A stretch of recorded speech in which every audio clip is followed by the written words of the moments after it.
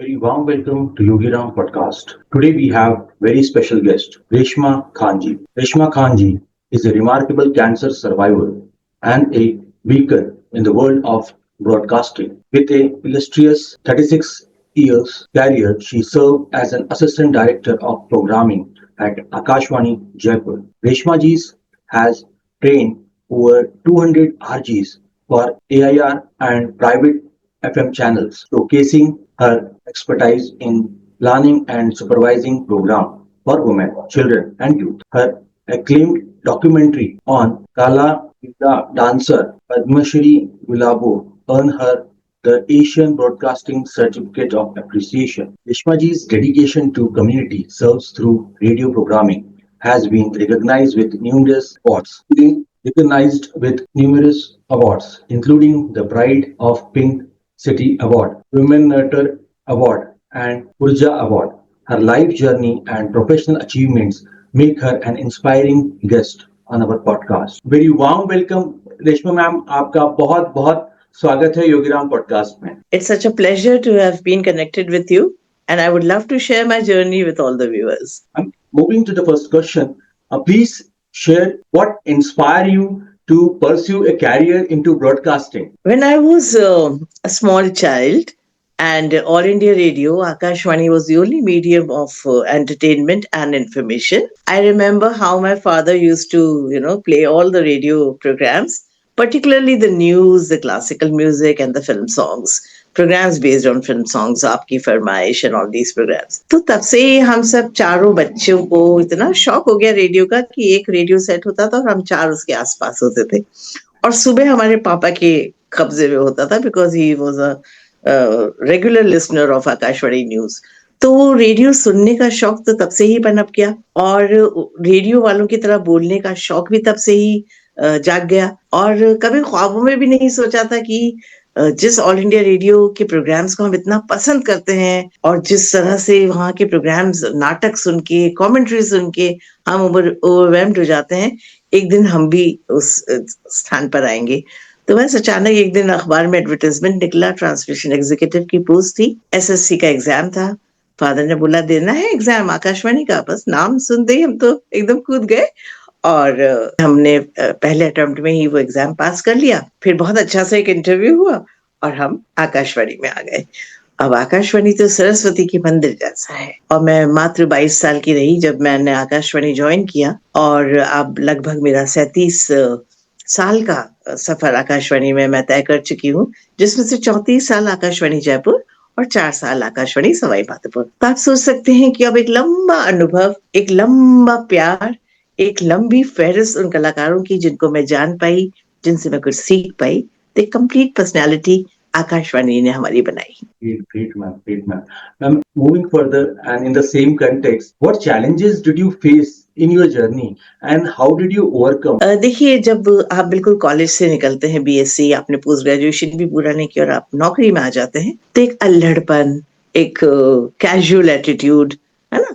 और फिर मैं हमेशा अंग्रेजी माध्यम में पढ़ी, तो जब आकाशवाणी आई तो मैं ज्यादा अंग्रेजी बोलती थी और यहाँ अंग्रेजी भी को भी कदर दी जाती थी क्योंकि हमारा आकाशवाणी तो 23 लैंग्वेजेस में ब्रॉडकास्ट करता है और जिसमें से आकाशवाणी जयपुर 6 लैंग्वेजेस में काम करता है, हिंदी, इंग्लिश, सिंधी, राजस्थानी, उर्दू.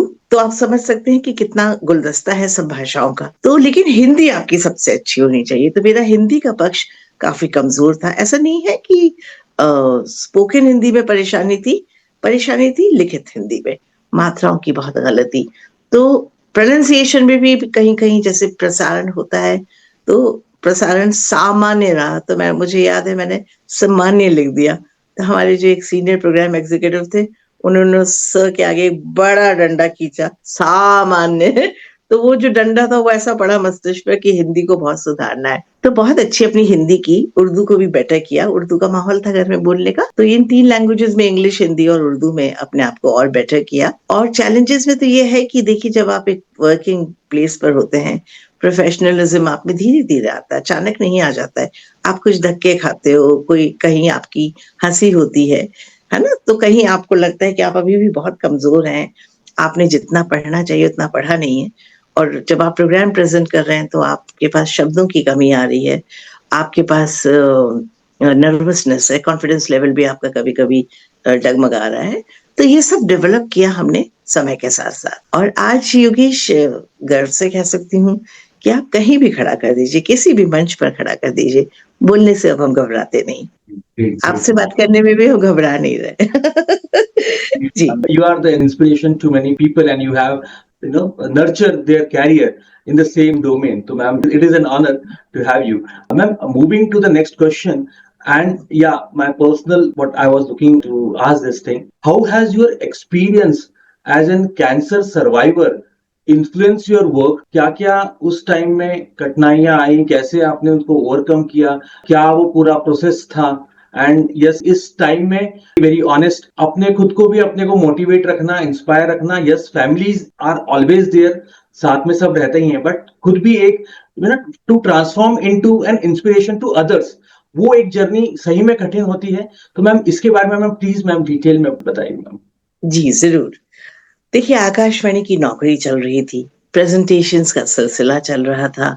हम अपनी नौकरी के पूरे शबाब पर थे और ऐसा लगता था कि ज़िंदगी में सब कुछ इतना अच्छा चल रहा है। मेरे हस्बैंड झुंझुनू के कलेक्टर हो गए, आरएएस से आईएएस में प्रमोट हुए। घर में बहुत खुशी का माहौल था और मैं इधर आकाशवाणी की प्रोग्राम हेड हो गई। तो लगा कि हम दोनों अपने-अपने करियर वाइज़ चरमोत्कर्ष पर पहुँच गए हैं। बच्चे भी अच्छा कर रही थी दोनों बेटियाँ। तो घर में खुशी ही खुशी थी। मम्मी-पापा का साया था। सबका रिलेटिव्स का आना-जाना था। एक अजब खुशी हर तरफ देखने को मिल रही थी और लग रहा था कि या खुदा, थैंक यू सो मच कि आपने हमें इतनी खुशी दी। और अचानक सन 2022, अभी मेरा कैंसर पुराना नहीं है, बहुत नया है ये ज़ख्म, और 2022 में जनवरी में मुझे लगा कि मेरे लंप महसूस किया मैंने और फिर मैंने डॉक्टर को दिखाया तो डॉक्टर ने मुझे पेट स्कैन के लिए एडवाइस किया। अब उस पेट स्कैन को कराने में मैंने 4 महीने लगा दिए, जो कि मेरी एक बहुत बड़ी भूल थी। इस वक़्त जो भी मुझे सुन रहे हैं वो ये जान लें कि कैंसर नहीं भी हो, कोई भी आपकी गाँठ है, एब्नॉर्मल है, चाहे वो दर्द कर रही है, चाहे नहीं कर रही है। अक्सर ऐसा होता है कि इसमें कोई दर्द नहीं होता, तो मेरी भी कोई दर्द-वर्द कहीं नहीं था और कभी लगा ही नहीं कि, और फिटनेस भी पूरी चल रही थी। बस ये ज़रूर है कि थोड़ी-सी आँखें डलने लगी थीं, थोड़ा-सा रात में शाम तक आते-आते एनर्जी लेवल कम हो जाता था। तो हमें लगता था चलो भई बहुत काम कर रहे हैं, चारों तरफ से बिज़ी हैं, तो इसीलिए शायद हम थक जाते हैं। लेकिन हम रियलाइज़ नहीं कर रहे थे कि अंदर एक बहुत बड़ी बीमारी पनप रही है। फिर जब 4 महीने के बाद मेरे घरवालों को मैंने बताया, मेरे हस्बैंड तो झुंझुनू थे, मेरी सिस्टर्स को बताया तो उन्होंने बहुत मुझे डाँटा और इमीडिएटली जाँच के लिए भेजा और पता चला कि आपको तो कैंसर है। और वो भी 3rd ग्रेड, मतलब काफ़ी सीरियस हो चुका था, जिसे हम बोल सकते हैं कि वो इन्वेसिव कार्सिनोमा डायग्नोज़ हुआ। और ये ऐसा कैंसर था जो मुझे सिर्फ़ लेफ्ट ब्रेस्ट में नहीं, उसके कुछ पार्टिकल्स लिवर तक भी पहुँच गए थे, मतलब वो मेटास्टैटिक हालत में पहुँच गया।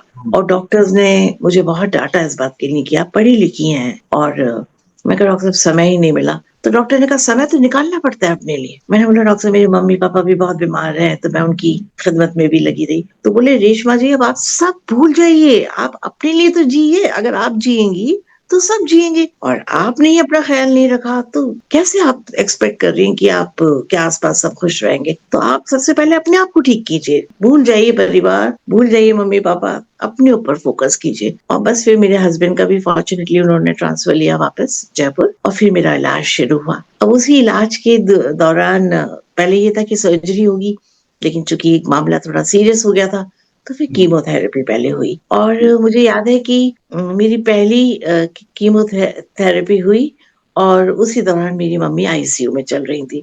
तो आप सोच सकते हैं कि एक बेटी के लिए माँ का आईसीयू में होना और खुद का कैंसर होना, और इधर जून का महीना है और मेरे हस्बैंड का रिटायरमेंट आ रहा है ना? अब सोचिए कि एक तरफ तो खुशी की फुहार आ रही है कि भई अपने हस्बैंड के रिटायरमेंट को हम खूब अच्छे से सेलिब्रेट करेंगे। लेकिन हालात ने हमको ऐसा जकड़ा, ऐसा परेशानी में जकड़ा कि खुशियाँ ख्वार हो गईं, शिव हो गई, है ना?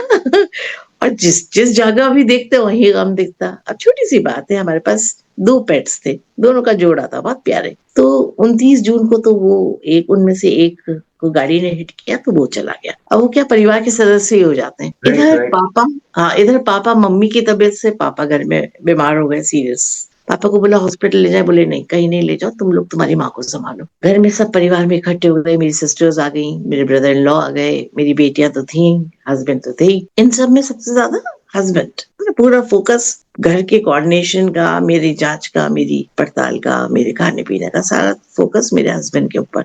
मतलब उन्होंने पूरी पूरी जिम्मेदारी मेरी अपने हाथों में ले ली।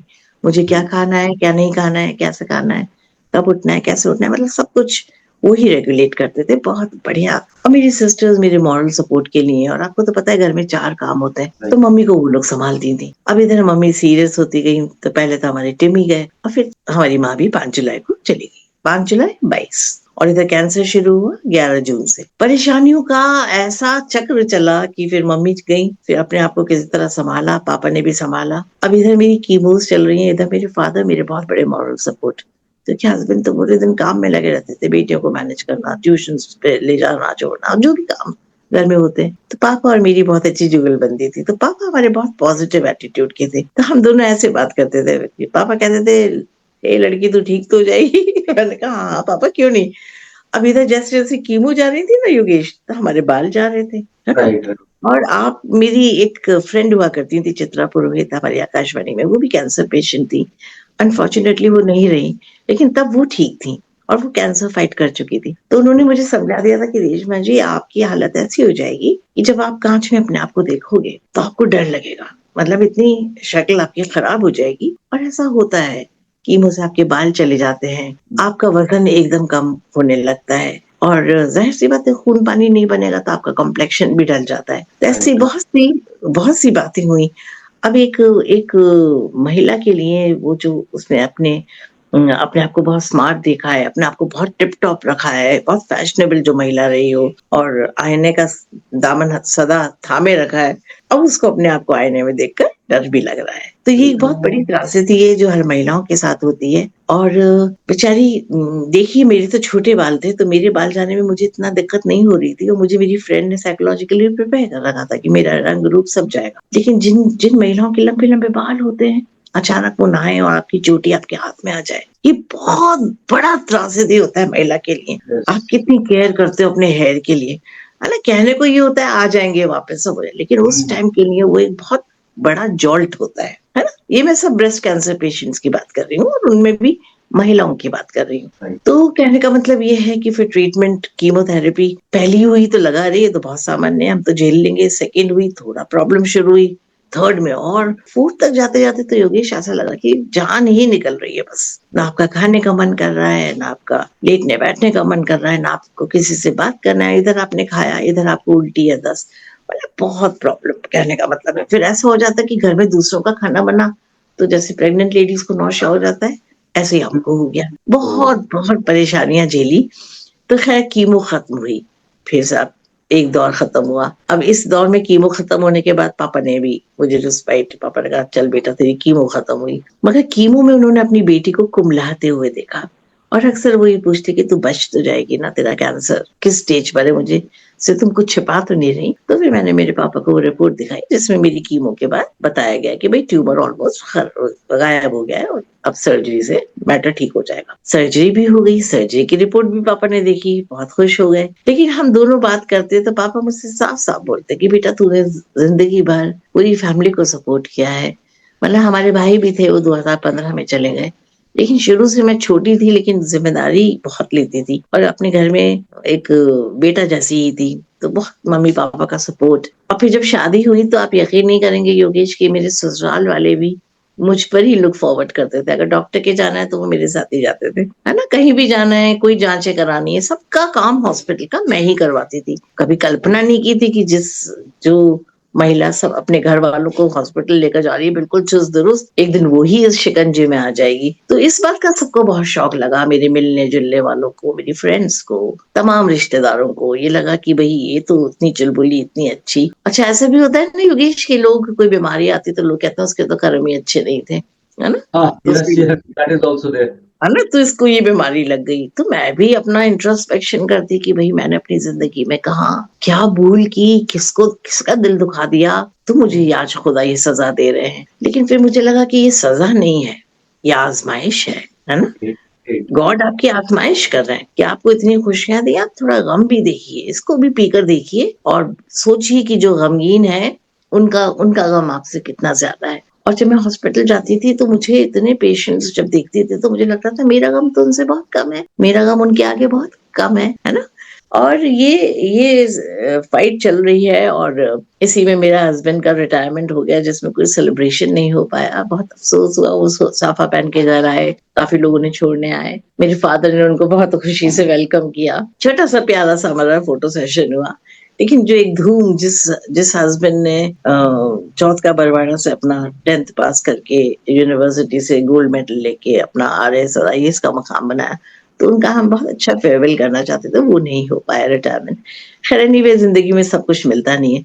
उसी दौरान योगेश मुझे मेरी जिंदगी का फलसफा समझ में आने लगा और ये 4-5 पंक्तियां हैं जो मैंने कहीं आज तक नहीं लिखी, लेकिन ये मेरे अंदर से निकलती हैं और मैं हर बार सुनाती हूँ, हर प्लेटफॉर्म पे सुनाती हूँ, क्योंकि आपके जो ऑडियंस हो सकता है वो अलग हो, नए हो, तो वो भी मोटिवेट होंगे। आप इजाजत दे तो सुनाओ। Yes, ma'am, please. तो देखिए कैंसर से पहले मैं कहती थी कि ऐ जिंदगी तू मुस्कुरा, तो जिंदगी मुस्कुराई। ऐ जिंदगी तू खिलखिला, तो जिंदगी खिलखिलाई। ऐ जिंदगी तू हंस, तो जिंदगी हंसी। ऐ जिंदगी तू मुझे खुशियों के सागर में डुबो दे, और जिंदगी ने मुझे खुशियों के सागर में डुबो दिया। फिर एक दिन जिंदगी ने मुझ पर पलटवार किया, फिर एक दिन जिंदगी ने मुझ पर पलटवार किया। जिंदगी ने कहा बहुत दिन हुए तेरी पेशानी पर परेशानी की लकीर नहीं देखी, अब तू परेशान हो। और मैं परेशान हो गई। जिंदगी ने कहा बहुत दिन हुए तूने अपनों को नहीं खोया, और कैंसर के दौरान मैंने अपने माता और पिता को खो दिया। जिंदगी ने कहा बहुत दिन हुए तुझ पर गमों का पहाड़ नहीं टूटा,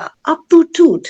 और मैं टूट गई और जिंदगी मुझसे और मैं जिंदगी से रूठ गई। फिर एक दिन जिंदगी को मुझ पर तरस आ गया। जिंदगी ने कहा बहुत हुआ, तूने बहुत सहा, आ अब गले लग जा। और मैंने जिंदगी को गले लगा लिया, और मैंने जिंदगी को गले लगा लिया। तो कहने का मतलब ये है योगेश कि इतनी प्रॉब्लम्स के बाद और जब आप कैंसर फाइट कर लेते हैं और फिर खुदा भी आपको इनाम देता है, खुश होते हैं खुदा की, yes you have done it, you have taken the treatment nicely, you have been very poised and calm, so now you deserve some happiness.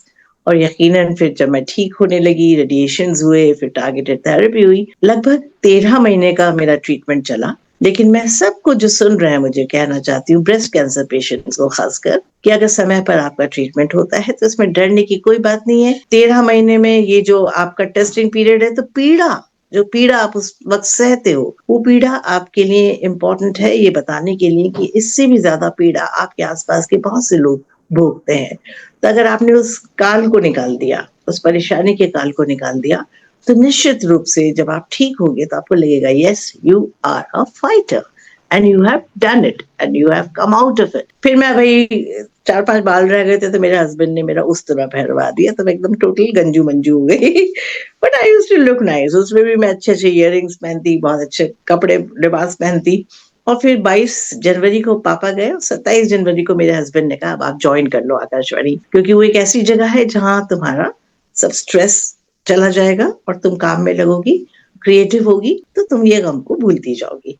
और सच में it was like a tonic to me. I joined Akashvani again in 23 January and thereafter I never looked back. Treatment चलता रहा, targeted therapies चलती रही, दवाई गोली अब तो बहुत कम हो गई है, तो बस करके अभी सिर्फ मेडिकेशन पर है। हर 3 महीने में जाते हैं अपनी रिपोर्ट्स लेकर डॉक्टर के पास, ब्लड रिपोर्ट्स। अभी तक आपकी दुआओं से, सबके प्यार की वजह से और मेरी फैमिली सपोर्ट की वजह से, मेरी बेटियां मेरी बहुत बड़ी हिम्मत रही, मेरी सिस्टर्स, मेरे ब्रदर इन लॉ मेरे बहुत बड़ी हिम्मत रहे, और सबने मुझे एक बच्चे की तरह, एक फूल की तरह प्यार किया, संजोया मेरी लाइफ को।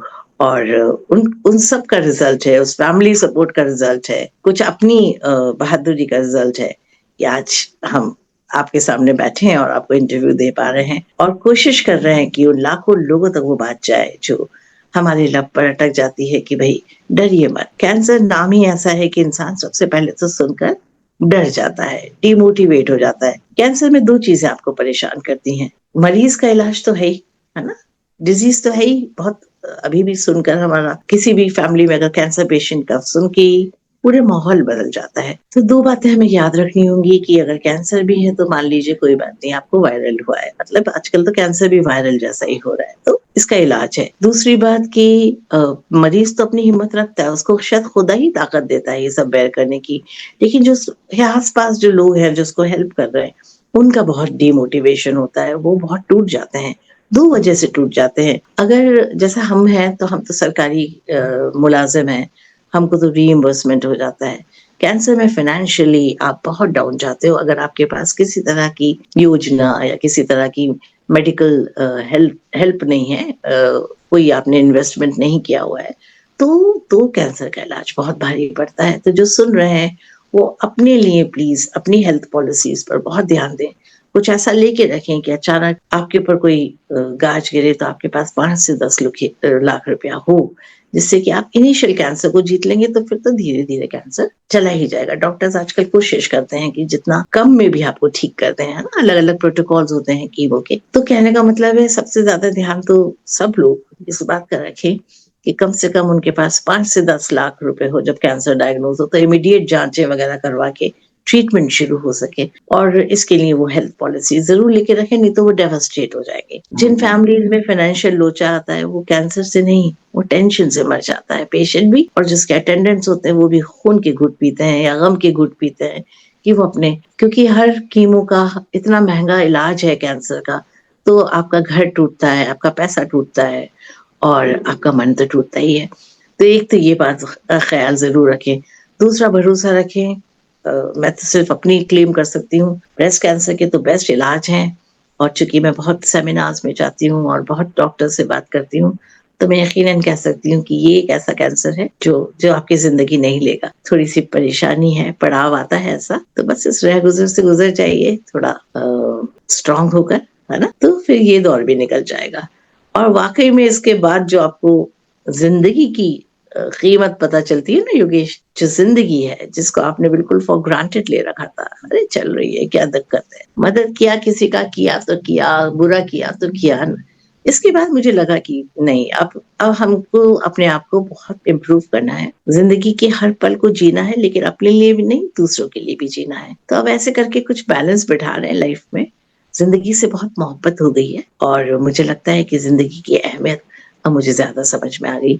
इसलिए कोई पल, कोई लम्हा हम नहीं छोड़ते कि हम अपने आप को खुश रख लें, खुशी के पल चुरा लें और जितना दूसरों के लिए जी सकें, वो सब भी कर लें, किसी की हेल्प कर लें। Great, ma'am. Ma'am, getting back to the Akashvani, what role do you believe radio plays in empowering women and children in society? देखिए चूँकि मैं आकाशवाणी की हूँ और आकाशवाणी जयपुर की अगर बात करूँ तो अब हम 9 अप्रैल को इसके 70 दशक पूरे कर लेंगे, 70 साल। और उन 70 साल में से उन 70 साल में से 37 इयर्स तो मैं ही हिस्सा रही हूँ इस रेडियो की। तो मैंने आकाशवाणी को अपने सामने मतलब जब मैं आई थी तब तो Akashvani was the only medium. तो we were reigning supreme and ऐसा लगता था कि हम कोई स्टार से कम नहीं है, हमारी आवाज़ से हमको पहचाना जाने लगा और हमारा ग्लैमर था और जब शादी भी हुई तो हमारे उम्र के फ्रेंड्स ने कहा, "अरे वाह, वाह! भाभी तो आकाशवाणी में नौकरी कर रही हैं, आकाशवाणी देखने जाएँगे, स्टूडियोज़ देखेंगे, देखेंगे भाभी कहाँ बोलती हैं, कैसे बोलती हैं।"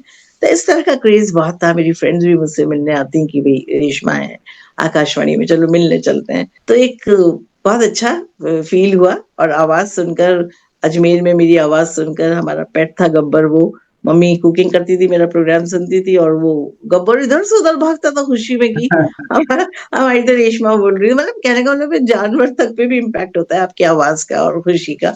तो ये आवाज़ अब तो इतना अच्छा हमारे सीईओ आए थे शेखर साहब तो उन्होंने न्यूज़ ऑन एआईआर ऐप का इजाद किया और अब तो ग्लोबली हम सुने जाने लगे हैं। तो देखिए बहुत सारे प्लेटफ़ॉर्म्स आप जैसा कह रहे हैं आएँगे, एफएम प्राइवेट चैनल्स भी आए हैं। सबने बहुत अच्छे-अच्छे अपनी तरह से परफ़ॉर्मेंस कर रहे हैं। प्राइवेट चैनल्स में बस ये हुआ कि चूँकि वो लोग कमर्शियल होते हैं तो गानों के बीच में कमर्शियल्स बजते हैं तो लोगों को कहीं-कहीं लगने लगा कि अरे! गाना पूरा नहीं सुन पाए। आकाशवाणी आपको गाना पूरा सुनाता है ना? और हम लोग भी कमर्शियल काम करते हैं लेकिन हम थोड़ा-सा अलग तरीके से करते हैं, ओवर नहीं होने देते हम अपने जो मूल इन्फॉर्मेशन है उसको नहीं सफ़र करने देते और गाना पूरा सुनाते हैं। तो एक तो गानों का क्रेज़ आकाशवाणी में बहुत। आपने पूछा था महिलाओं के लिए, फ़ॉर्च्यूनेटली महिला प्रोग्राम मैंने अपनी इस करियर में अगर बात करूँ तो लगभग 5 से 6 साल तो मैंने महिला जगत देखा है और बहुत प्यारा प्रोग्राम है। इसमें हमने गाँव और शहर दोनों लेडीज़ को शामिल किया। देखिए औरतों का 40 साल तक जब वो पहुँचती हैं, तब तक उनके बच्चे काफ़ी समझदार और बड़े हो जाते हैं और बहुत पढ़ी-लिखी हैं, बढ़िया-बढ़िया कॉलेज से पढ़ी हैं, लेकिन गृहस्थी में लग गई, है ना?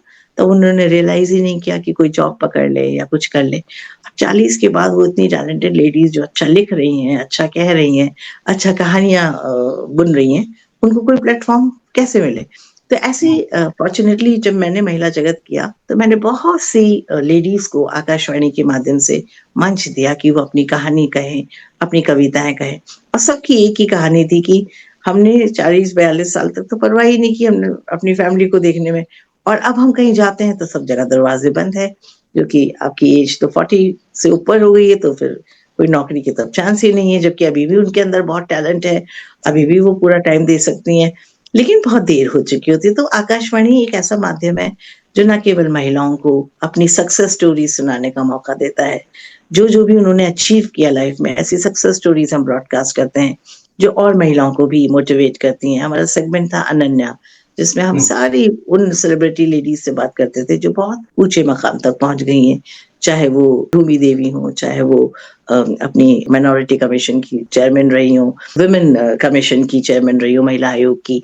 ऐसी हस्तियों को हम बुलाते हैं, मुख्यमंत्री जी थीं वसुंधरा राजे, उनका लाइफ स्केच हमने प्रसारित किया। तो कहने का मतलब है बहुत अच्छी-अच्छी महिलाओं को बुलाकर उनकी ज़ुबानी जब आकाशवाणी पर सुनाई देती है, उन्हीं की कहानी, तो वो बहुत पॉपुलर सेगमेंट हुआ।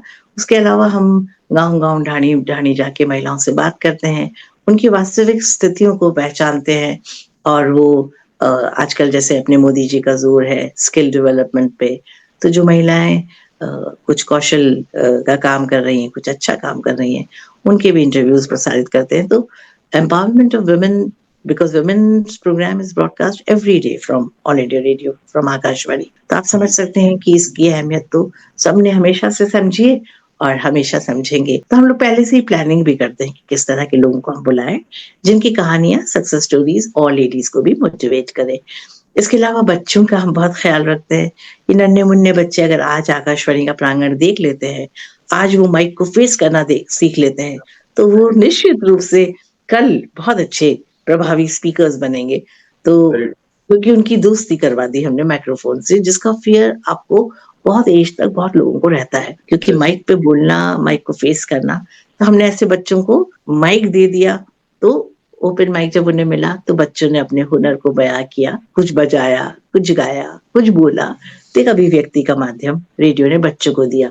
तो बच्चों का प्रोग्राम भी हमारा बहुत पॉपुलर होता है। इसके अलावा फिर हम बुज़ुर्गों का भी ख़्याल रखते हैं, दिव्यांगों का भी ख़्याल रखते हैं। हम सब भाषाओं को संजो कर रखे हुए हैं। हमारे यहाँ से उर्दू, सिंधी, राजस्थानी, हिंदी, इंग्लिश सब तरह के प्रोग्राम्स होते हैं, संस्कृत, ठीक है? तो आप सोचिए सारी भाषाओं को संजो कर रखना, उनमें प्रोग्राम्स करना, ये भी आकाशवाणी का एक ख़ास फ़ॉर्टे है और बहुत से हम कॉन्सर्ट्स करते हैं बाहर जाके, तो वो उसमें हमारे ही आकाशवाणी के जो स्वर परीक्षित कलाकार होते हैं, चाहे वो बी हाई ग्रेड हो, ए ग्रेड हो, टॉप ग्रेड हो। पता है योगेश, आकाशवाणी में ऐसा गुलदस्ता देखा मैंने आर्ट का और तब मैं जब ड्यूटी ऑफिसर थी तो सारे बड़े-बड़े आर्टिस्ट ड्यूटी रूम में आके हमसे चेक लेते थे। तब सोशल मीडिया का ज़माना नहीं था, तो हमारी सेल्फी नहीं हो पाई उनके साथ। तो हमने इतने बड़े-बड़े आर्टिस्ट देख लिए, ये भी एक बहुत बड़ी सौभाग्य की बात है कि एक ही छत के नीचे आपने उन आर्टिस्ट को देख लिया जिनको देखने के लिए दुनिया तरसती है या टिकट पे करती है, तब जाके उनका दर्शन और दीदार होता है ना? तो हमने आकाशवाणी में बहुत बड़े-बड़े कलाकार देखे और आकाशवाणी में रहते हुए ही दूरदर्शन की टीम अमिताभ बच्चन से इंटरव्यू करने गई, तब उस टीम में मैं भी थी, तो मैंने अमिताभ बच्चन साहब को भी ढाई घंटे तक उनका इंटरव्यू देखा, सुना, उनसे मिलना हुआ। तो ये सब अपॉर्च्युनिटीज़ आपको किसने दी? आकाशवाणी ने। अब आप कह रहे हैं कि चैलेंजेस, चैलेंजेस देखिए, रेडियो तो ट्रेंड सेटर है ब्रॉडकास्टिंग का, और हमारे लिए तो यूँ कहिए कि भीष्म पितामह है ये ब्रॉडकास्टिंग का। तो ये बहुत से चैनल्स आएँगे, पनपेंगे, लेकिन आकाशवाणी तो एक वृक्ष वृक्ष के समान है, और इसकी इसके अपार विज़न और सोच के आगे मुझे लगता है अभी सभी चैनल्स बहुत नन्हे-मुन्ने हैं। अच्छे हैं, प्यारे हैं, पल्लवित हो रहे हैं, अट्रैक्ट करते हैं, लेकिन आकाशवाणी तो इन्फॉर्मेशन और एंटरटेनमेंट का कंप्लीट पैकेज है। चूँकि सरकारी माध्यम है, तो हम सरकारी पॉलिसीज़ का भी प्रॉपर पब्लिक तक ले जाते हैं। बेसिकली हम लोग तो लोक प्रसारक हैं, है ना? जनहित के लिए काम करते हैं। तो आकाशवाणी जन-जन की वाणी है, श्रोताओं को भी अपनी बात कहने का मौका देते हैं और अपने प्रोग्राम्स को निरंतर बेहतर बनाते हैं। और फिर हमने भी एफएम स्टाइल में अपने प्रोग्राम्स में इनोवेशन किए, शॉर्ट लघु वार्ताओं को छोड़कर हम लोग इंटरैक्टिव सेशंस पे बढ़े और बात करते-करते एक गीत बजा दिया, तो ऐसे करके वो वार्तालाप आपका बोरिंग नहीं हो रहा। तो बहुत इंटरेस्टिंग तरीके से हमने अपने कंटेंट को अब परोसना शुरू कर दिया है, जिसे लोग बहुत पसंद कर रहे हैं, और मुझे लगता है कि आकाशवाणी कितने भी चैलेंजेस आए, आकाशवाणी ने, हमारे जयपुर आकाशवाणी ने आज 70 किए हैं, ये तो 100 दशक देखेगा और उससे भी ज़्यादा। जी। Congrats for that. And यही जैसा आपने बोला यही हो, और बहुत अच्छे तरीके से बहुत एक्सपोनेंशियल ग्रोथ हो आकाशवाणी की। मैं बोलूं तो ma'am, moving further into more into Akashvani and that era, you have trained many people, 200 plus आपने लोगों को सिखाया है। So please describe your approach of training new radio jockey. बहुत ही अच्छा प्रश्न किया आपने। ये बहुत इम्पोर्टेंट है कि जो आज का यूथ है और इस पॉडकास्ट को देख रहा है, वो जान ले कि न केवल आकाशवाणी, कहीं भी आप अगर आरजे बनने का के ख्वाहिशमंद हैं, तो सबसे पहले तो योगेश, आजकल की जो जनरेशन है वो सिर्फ मोबाइल को पढ़ती है, किताबें नहीं पढ़ती, अखबार नहीं पढ़ती। अगर आप बच्चे मुझे सुन रहे हैं तो किताबें खूब पढ़िए। अखबार तो चलिए आप कहते हैं आप गूगल पे पढ़ लेते हैं, रोज की खबरों से आप 2-4 हो रहे हैं, लेकिन फिर भी अखबार की एक अलग खुशबू है। मैं तो ये भी कहूँगी दैनिक अखबार पढ़ने से भी बहुत अंतर आता है, पढ़ना चाहिए। और सबसे इम्पोर्टेंट है कि अगर आपको लीड करना है इस फील्ड में, आगे बढ़ना है, तो you have to read to lead, है ना? पहले पढ़िए, जिससे कि जब आप बोलें तो शब्दों का, आपके पास शब्दों की कमी ना हो, आप धारा प्रवाह बोलें, है ना? और अगर आप कुछ लिखकर भी बोल रहे हैं, तो चूँकि आपने अपने मन से लिखा है, तो आप उसको बहुत अच्छे भाव से, इमोशन से पढ़ पाएँगे। और आपने इसको ऐसे कहीं से लिख लिया है या कहीं से देख लिया है, तो चूँकि आपकी कल्पना शक्ति तो उसमें नहीं है, आपने अपने मन से तो उसको लिखा नहीं है, तो आप अटक भी जाएँगे। तो सबसे इम्पोर्टेंट तो है खूब पढ़िए। फिर सेकंड इम्पोर्टेंट थिंग है योगेश, जो आजकल के बच्चे ज़रूर ध्यान दें, जब हम भाषा कोई भी बोलते हैं, तो हम उसको का उच्चारण सही करें। चाहे आप राजस्थानी में बोल रहे हैं, हिंदी, इंग्लिश, उर्दू में बोल रहे हैं। तो देखिए, इंग्लिश तभी बोलिए जब आपको प्रोनंसिएशंस का पता है, तभी उन अल्फाजों का इस्तेमाल कीजिए। बहुत सी बार हम गलत अंग्रेजी बोल जाते हैं, या ये सोचते हैं कि अंग्रेजी के बिना हमारी बात पूरी नहीं हो सकती। आरजे को लगता है वो इंग्लिश बोलेगा तो लगेगा ये फास्ट है, ये शायद सब भाषाओं का ज्ञान रखता है। No, don't do it. जब तक आपको अंग्रेजी पूरी नहीं आती, आप वाक्य बीच में छोड़ देते हो, आप प्रोनंसिएशन गलत कर देते हो। अब छोटे-छोटे शब्द हैं, अल्फाज हैं जो रोज़ हमारे काम में आते हैं। अब जैसे अगर सीज़न चल रहा है, तो बुखार चल रहा है, डेंगू बोलती है पूरी जहां, लेकिन वो डेंगी है, लेकिन आपने तो डेंगू बोल दिया, है ना? भाई पूरी दुनिया डेंगू बोल रही है, लेकिन आपका फर्ज है कि आप कहीं से पढ़िए, हमारा आकाशवाणी की खबरें सुनिए, वहां पे प्रोनंसिएशन में कभी गलती होती ही नहीं है। तो बहुत से शब्द तो मैंने खुद ने आकाशवाणी की खबरों से सीखे कि अरे DEBRIS डेब्री होता है, डेब्रिस नहीं होता। तो ये सब हम कैसे सीख रहे हैं? क्योंकि हम सुन रहे हैं। तो हमने देखा कि न्यूज़ रीडर ने डेब्री बोला, मैंने कहा कि पापा डेब्री? पापा ने कहा बेटा एस साइलेंट रहता है। तो ऐसे आप शब्दों को पकड़िए। तो एक तो खूब पढ़िए, फिर खूब सुनिए, अच्छे लोगों को सुनिए, वो कैसे बोलते हैं, कैसे मॉड्यूलेट करते हैं, कैसे अपनी बात को रखते हैं। तो फिर ये कला आप में धीरे-धीरे, ये एक दिन में नहीं आती, ये साधना है, उपासना है, आराधना है। तो आप वन डे आरजे नहीं बन सकते। आरजे बनने के लिए आपको लंबा अनुभव, धीरे-धीरे आप पकते हो। फिर जब आप पक जाते हो तो आप किसी के दिल में बसते हो। तो उसके लिए आपको मेहनत तो करनी पड़ेगी।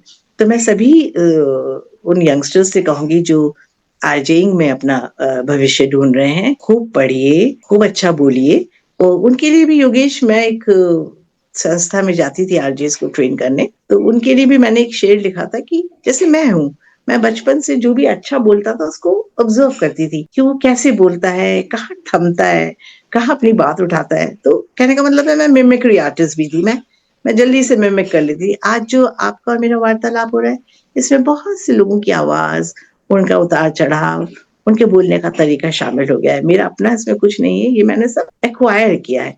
हाँ, आवाज तो गॉड गिफ्ट होती है, वो चलिए खुदा ने मेहरबानी की, ठीक ठाक आवाज दे दी, लेकिन बाकी मेहनत तो हमने की ना। तो मैं उन बच्चों से को एक शेर सुनाती थी, अपना ही लिखा हुआ, कि बच्चों देखो, मैं आपसे एक बात कहती हूँ, इसको सुनिए और फिर इसको बुनिए भी जिंदगी में। और उस शेर में ऐसे कहते हैं कि इतना खूबसूरत है उनका अंदाज़े गुफ्तगू कि जाग उठी हसरतें और आरज़ू, बस अब तो है दिल में एक ही जस्तजू कि हम भी गुफ्तगू करें उनके हूबहू। तो मतलब जो भी अच्छा बोल रहा है, आप उसको ऑब्जर्व कीजिए कि वो कैसे बोल रहा है, वो कैसे वर्ड्स को प्रोनाउंस कर रहा है, कहाँ उसकी आवाज में मॉड्यूलेशन आ रहा है। तो हम बहुत तो सुनने, देखने, आँख, नाक, कान खुले रखने से ही आप अच्छे आरजे बनेंगे। और अच्छे लोगों को सुनिए, अच्छे-अच्छे इंटरव्यूज़ देखिए और खूब रीड कीजिए। तो मुझे नहीं लगता कि आरजे बनना कोई मुश्किल काम है। आप बहुत वंडर्स कर सकते हैं। आप सोचिए कि आपको माइक मिल रहा है और कम से कम 2-3 घंटे आप माइक के साथ हैं, तो आप कितना वंडर कर सकते हैं। हम लोग आकाशवाणी में तो डेढ़-डेढ़, 2-2 मिनट की क्षणिकाएँ बनाते थे, लोगों को गुदगुदाने के लिए, है ना? चुटकुले। तो आप सोच सकते हो कि जब हम 1.5-2 मिनट में इतना प्रोडक्शन कर लेते थे, तो फिर आपको तो घंटों माइक मिल रहा है। आप बहुत कुछ कर सकते हैं। ये वंडर है ये माइक। ये ऐसा है और बहुत खुशी की बात है कि हमारे प्रधानमंत्री जी ने भी मन की बात के लिए आकाशवाणी को चुना। तो Very good. आप समझ सकते हैं कि आकाशवाणी की रेलेवेंस कितनी है। ढाणी-ढाणी, शहर-शहर, कस्बा, छोटा-बड़ा, हर जगह आकाशवाणी की वाणी की गूंज है। बस अफ़सोस है कि जितना सुनना चाहिए उतना लोग सुन नहीं रहे हैं। और एट द सेम टाइम थोड़ी-सी खुशी इस बात की कि जब से एफएम मोड पर आए हैं, तो हमारे लिसनर्स बढ़े हैं। और ये मैं दावे से कह सकती हूँ कि अगर एक बार आप हमारी फ्रीक्वेंसी पर अटके, तो फिर अटके ही रह जाएँगे। आप हमेशा सुनना चाहेंगे उसे, है ना? Great. तो Very good. ये बात है। जी। Moving to the next question and my favorite, ma'am, please share some memorable experience from your broadcasting career. कुछ अच्छे बुरे वाकया जिन्होंने अपने को कुछ सिखाया, जिन्होंने बहुत हंसाया, जिन्होंने कुछ सीख दी। हमारे जो ब्रॉडकास्टर्स गुरु हैं, उनमें मैं मुख्यतः इकराम राजस्थानी साहब को, मुमताज़ शकीब साहब को, हसन खान साहब को और फिर थोड़ा और आगे बढ़ूँ तो मणिमाला भटनागर जी, जिनके साथ मैंने काम किया, घनश्याम आचार्य जी, और जिन्होंने मुझे रेडियो की टेक्निकलिटीज़ और वाणी पर संयम, फिर हमारे अनाउंसर्स बहुत अच्छे। उस टाइम तो मुझे लगता है सारे announcers they all had golden voice. और उनकी आवाज़ सुनकर हम इतना मेस्मराइज़ हो जाते थे और मैं तो बिल्कुल क्रेज़ी हो जाती थी, चाहे सुरेंद्र शर्मा जी हों, चाहे सुरेश शर्मा जी हों, प्रेम प्रकाश माथुर हों, शकुंतला जी हों, वीणा रस्तोगी जो राजस्थानी की गोरबंद प्रोग्राम करती थी, हमारी प्रतिमा बैनर्जी, अरुणा जसवंत सिंह, फिर हमारी ड्रामा आर्टिस्ट रहीं सुमन माथुर जी। ये कुछ ऐसे नाम हैं योगेश, जिनको सुनकर, बुनकर हम आज थोड़े बहुत काबिल हुए हैं। ये लोग ऐसे वर्सेटाइल एक्टर्स थे और जो प्रशासन का काम भी करते थे, ड्यूटी रूम में भी लॉगिंग करते थे, लिखत पढ़त का काम, और उधर ड्रामा स्टूडियो में वो धमाल मचाते थे। तो ये सब देख के बहुत अच्छा लगता था। वो सब हमारे गुरु रहे और उन्होंने जो भी उस वक़्त सिखाया, वो हमने सीखा। तो मेरी प्रेज़ेंटेशंस की बात करूँ तो मैं लाइव प्रेज़ेंटेशंस में ज़्यादा जुड़ी और चूँकि थोड़ा-सा मुझे लगता है आपके लाइव प्रेज़ेंटेशन में आपका सेंस ऑफ ह्यूमर भी होना चाहिए, विटी माइंडेड भी होने चाहिए, आपको बात को सँभालने का तजुर्बा भी होना चाहिए। और फिर आप जिससे इंटरव्यू कर रहे हैं, कभी-कभी वो डेविएट हो रहा है, वो कहीं और दिशा में ले जा रहा है अपनी बात को, तो उसको वहाँ से उठा के वापस रूट पे लाना भी आपका एक आरजे का या एक मॉडरेटर का काम है ना? तो ये सब हमने सीखा कि भई टाइम के साथ चलना है। 30 मिनट मतलब 30 मिनट, 31 नहीं होना चाहिए। तो उस 30 मिनट में आपको अपने टॉकर को सँभालना है, उसको वाइंड अप करना है, रैप अप करना है सेगमेंट को। और टॉकर का मन तो है कि दिल है कि मानता नहीं, वो तो बोलते ही रहना चाहते हैं। तो हमें उनको कैसे स्टॉप करना है? तो लाइव प्रोग्राम में ये कुछ चैलेंजेस आते हैं और हम इसको मीट आउट करते हैं। और रिकॉर्डेड प्रोग्राम्स में तो ज़्यादातर फीचर्स और ड्रामा हमारे हुए। तो कुछ फीचर्स और ड्रामा में मेरी भी आवाज़ हुई। मैंने आकाशवाणी से बी हाय ड्रामा का सर्टिफिकेट भी लिया हुआ है, और न्यूज रीडर भी मैं बनना चाहती थी योगेश, लेकिन कहते हैं ना कि हर चीज आपके लिए नहीं बनी है। तो न्यूज में क्या होता है कि आपको कंडीशन रीडिंग करनी है, जो लिखा है वो ही पढ़ना है, और वो मेरा नेगेटिव पॉइंट है। मैं क्या करती हूँ, अपने शब्द जोड़ देती हूँ। जब भी कुछ पढ़ती हूँ तो अपना जोड़ देती हूँ। अब न्यूज में तो आप अपना नहीं जोड़ सकते, तो जब मैं पढ़ती तो मेरे तो सामने वो सब अक्षर नाचने लगते थे। एक ही बुलेटिन पढ़ा, बहुत खराब पढ़ा, और बहुत अफसोस है कि मेरे अफसरों को मेरी वजह से 4 बातें सुननी पड़ी। तो न्यूज से तो मैंने नमस्कार किया। मैं समझ गई कि this is not my cup of T. But हाँ, जनरल प्रोग्राम्स में मैंने बहुत पार्टिसिपेट किया।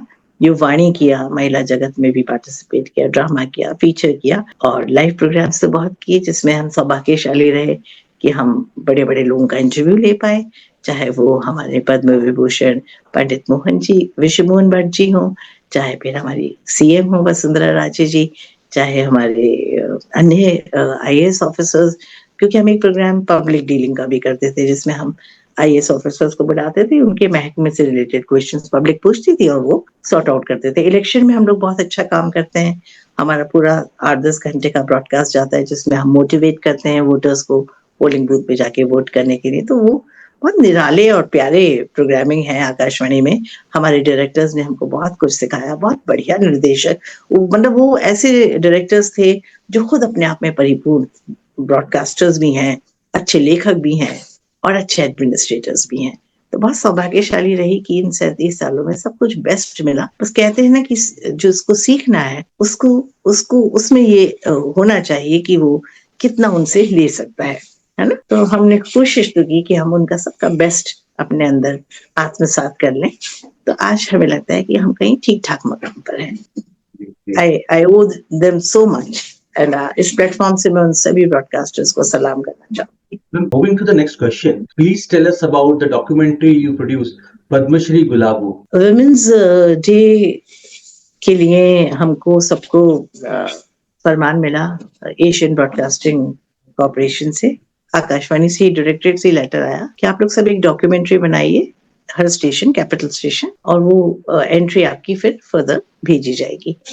तो मैं तो राजस्थान में गुलाबो जी से अच्छा मुझे कोई फीमेल कैरेक्टर नहीं लगा जिन्होंने वाकई एक जिंदगी को जिया है। और जैसे कि उन्होंने इंटरव्यू में बताया कि किस तरह से बचपन में उनको गाड़ दिया गया था, फिर उनकी मौसी और माँ उनको वापस से मिट्टी में से निकाल कर लाई, और कुदरत का करिश्मा है कि वो जिंदा थी। तो आज हम गुलाबो का करिश्मा देख पा रहे हैं। तो गुलाबो जी ने बहुत अच्छे से अपनी ऑटोबायोग्राफी हमें सुनाई और हमने उसको एक डॉक्यूमेंट्री में बुना। एक राम राजस्थानी सर ने उसकी स्क्रिप्ट लिखी, मैंने उसको प्रोड्यूस किया, और फिर वो जब दिल्ली गया तो हमको वहां से certificate of appreciation, first second third prize नहीं मिला, कोई बात नहीं। इतना बड़ा प्लेटफॉर्म था जहाँ पे हजारों कंट्रीज की एंट्री थी, इंडिया की ही नहीं, हजारों देशों की, हजार से मतलब काफी देशों की, तो फिर एशियन कंट्रीज की, तो बहुत एंट्रीज थी।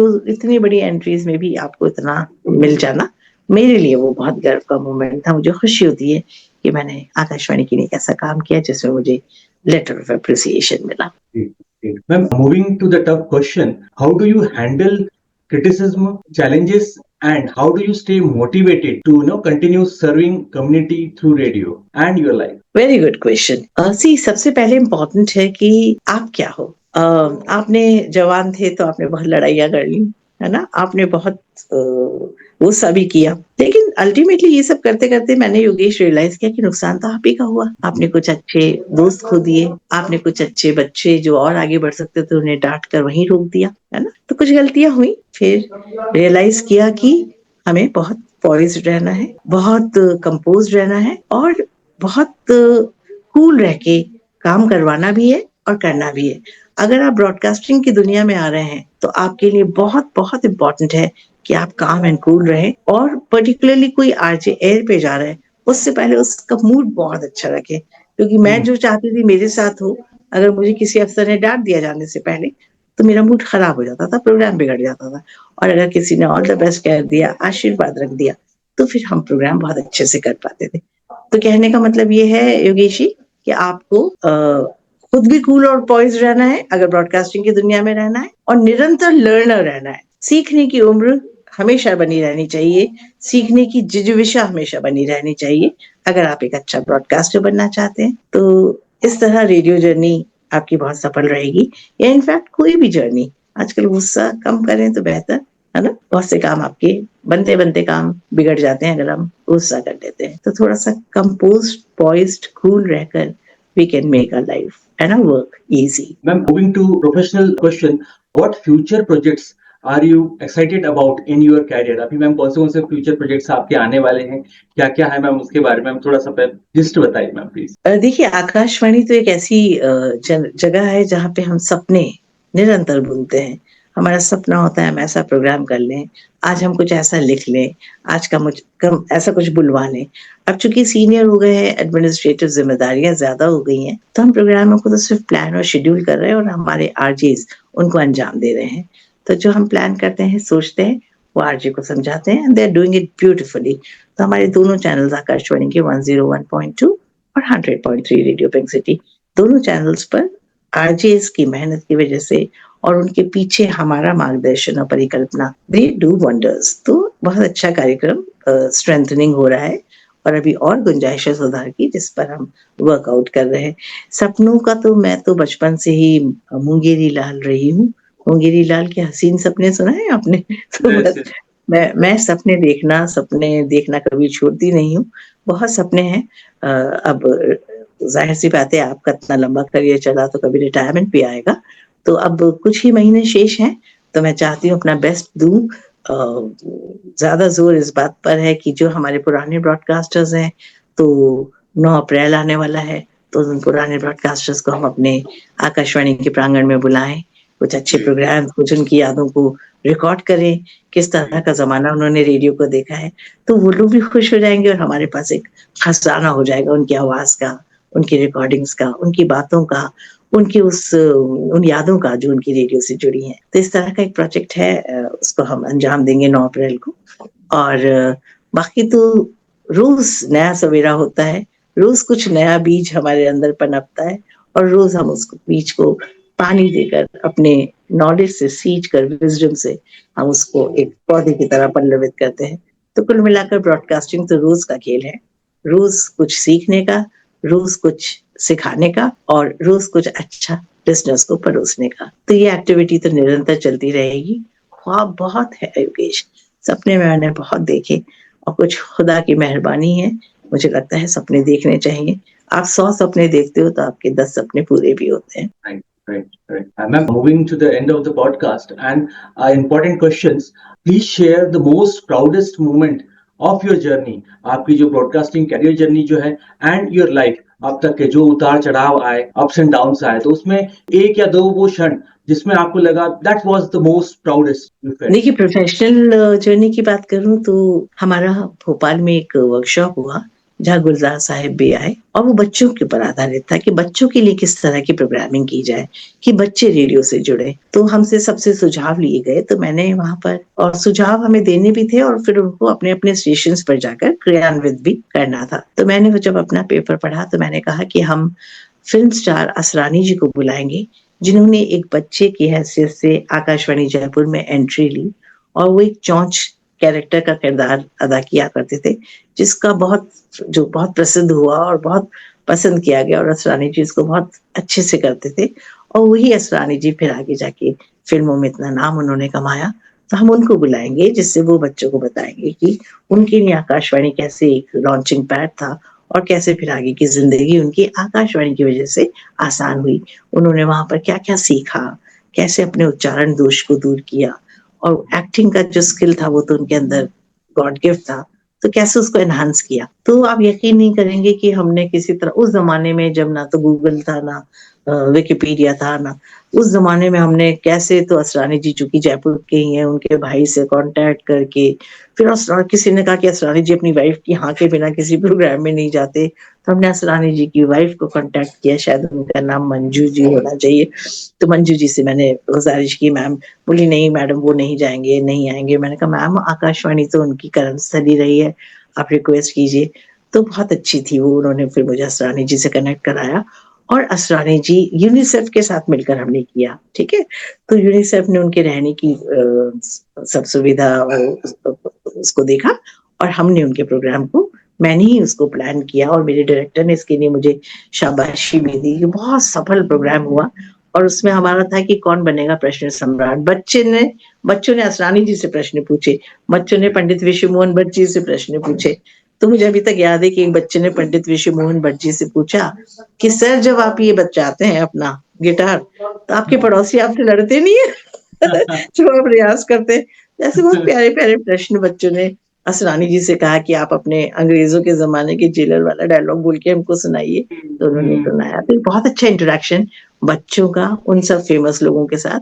तो वो एक बहुत अच्छा एक्सरसाइज हुई, लाइव हुआ सब कुछ, पूरी प्रेस थी, पूरा बाल जगत था। हमने लगभग 500 बच्चों को उस प्रोग्राम में आमंत्रित किया था, उनके स्कूल प्रिंसिपल्स भी आए थे। तो आप सोच सकते हैं बहुत बेहतरीन और बहुत खूबसूरत, वो मेरी लाइफ का सबसे बेस्ट प्रोग्राम था। बहुत हम भी यंग थे, जोश था, तो बहुत अच्छे से हमने उसको कोऑर्डिनेट किया। It was a very successful programme और मुझे लगता है कि आगे भी हम लोग अभी भी बहुत सी संस्थाओं से जुड़ के प्रोग्राम्स करते हैं। जैसे अभी हाल ही में हम वर्ल्ड रेडियो डे पर एक यूनिवर्सिटी में गए, प्राइवेट यूनिवर्सिटी में।